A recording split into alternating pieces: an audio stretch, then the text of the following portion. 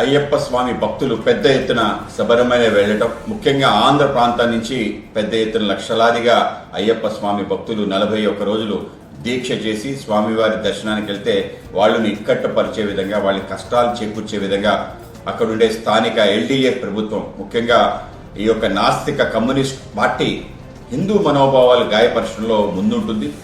ఈ మధ్యనే సెప్టెంబర్ 20వ తారీఖున గ్లోబల్ అయ్యప్ప సమ్మిట్ పేరు మీదట అక్కడ ఒక అరాచకాన్ని చేసే ఒక ప్రయత్నం చేసింది. అది ఒక సెక్యులర్ దేవస్థానంగా చిత్రీకరించే ఒక ప్రయత్నం చేయడం జరిగింది.